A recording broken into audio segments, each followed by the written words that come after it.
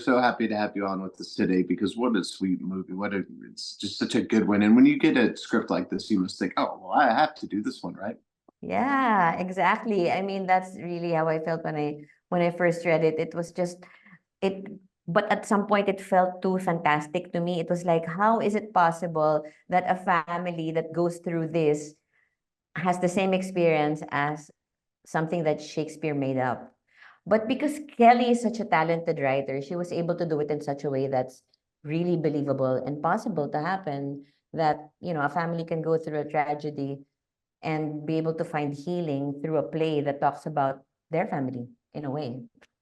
Really Yeah. special. Well, and of course, you've done so much theater, and actually, these folks have done theater as well. So it must be nice to have like a like a theater group back together, Oh right? my gosh, that was the best part of making this film. I felt like I was back home with my friends who I've known for years, because we all came from the same world, share the same passion for theater, and we were just talking endlessly about how they do theater in Chicago, not just with Kelly, but with the whole cast, because they're also theater actors in Chicago. So it was really, really special to me. The Ghost Light, it's so special in so many ways. Aside from the script, aside from working with Kelly and Alex, but being able to work with, material that talks about something I'm very passionate about, which is theater, and sharing it with people who also are from the theater world in another part of the world. So Yeah. unique. What was that first play you were in? Do you have a good memory from that one?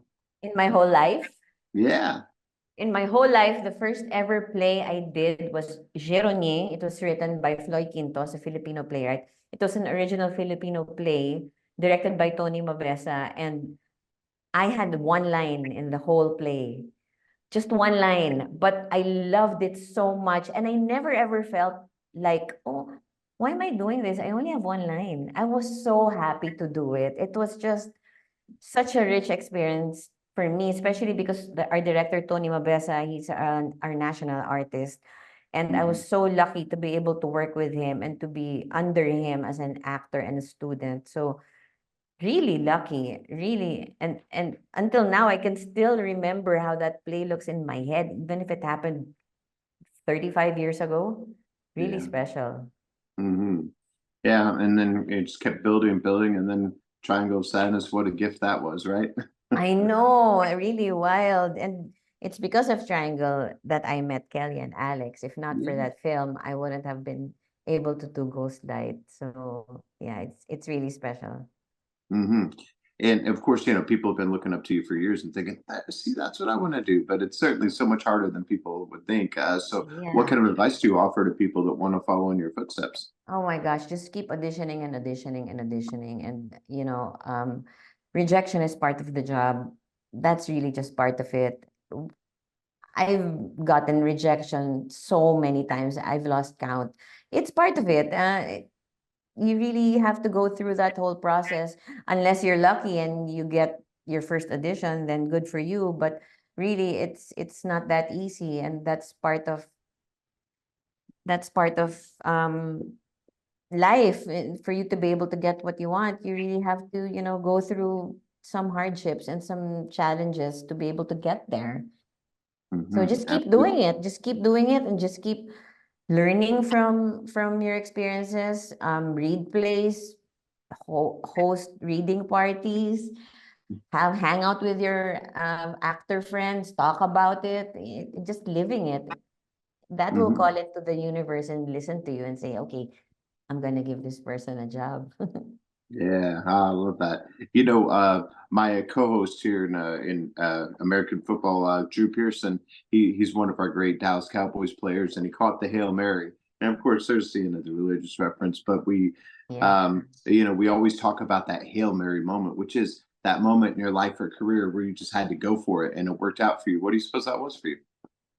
I really think that was Triangle of Sadness. That was it. I mean, um, when I was first interviewed for that film, I was asked by a journalist, what's your breakout role?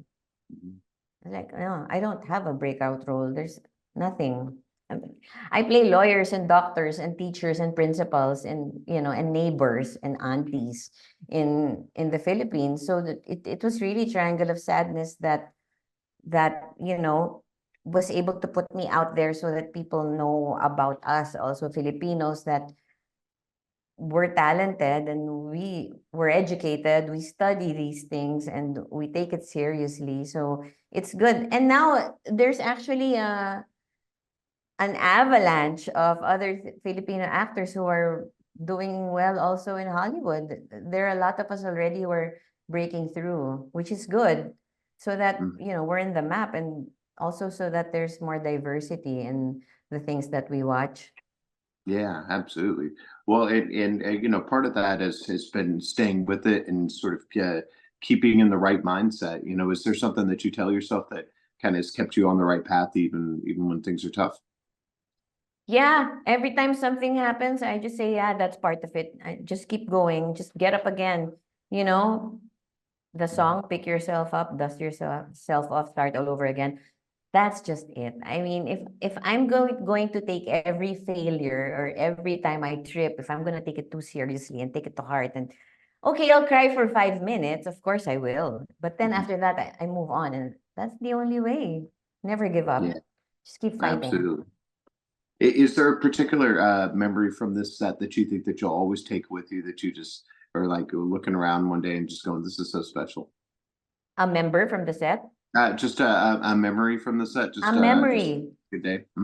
from Ghostlight. Hmm. I think I think that a memory I'll never forget was just sitting on set and talking to the cast, Dexter, Alma, Hannah, talking to them and listening to their stories about Chicago theater. I'll never forget that. And I was actually able to watch a play of A View from the Bridge, so that's another core memory that sticks with me. Um, for me, what really matters in a job is not just the work that you put out there, but it's the relationships that you create, and that Ghostlight will always be special to me because of the cast, and HB also, all of them, and I'll never forget that we would film the theater scenes in this teeny tiny theater in Waukegan, just Hmm. 20 minutes outside of Chicago, and at the back where we would have our snacks and our coffee and all that.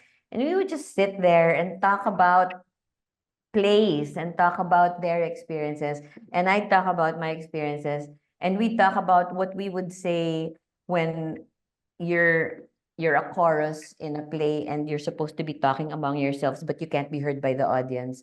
So I learned something from them that they say peas and carrots, peas and carrots, peas and carrots, peas and carrots. But in the Philippines, we say watermelon. So I told them, you don't say watermelon. They said, no, we say peas and carrots. Okay, we say watermelon, watermelon, watermelon, watermelon. That's it. I mean, things like it's the little things that matter to me. That's so funny. I love that. And then of course you've got a couple of great things coming up as well, right? Yeah, right now I'm filming Nine Perfect Strangers. It's the second season. It's a series, and we're almost done. Actually, we only have 3 weeks left. I've been here for almost 6 months. Hmm. And that's what I'm doing now. And then when I get home, I'm doing a play which is going to be staged in the Philippines, which I'm so excited about because I haven't done a play in 7 years. So I'm really looking forward to that. Oh, that's great. And last thing, about this film, there's so much to get out of it, and depending on where you've been in your life, or people you may know, you might get something different out of it. What are you hoping that people will talk about or take away from it here? Honestly, two things. One is that you only have your family to rely on for support and for understanding. And all you have to do is talk to them if you need anything.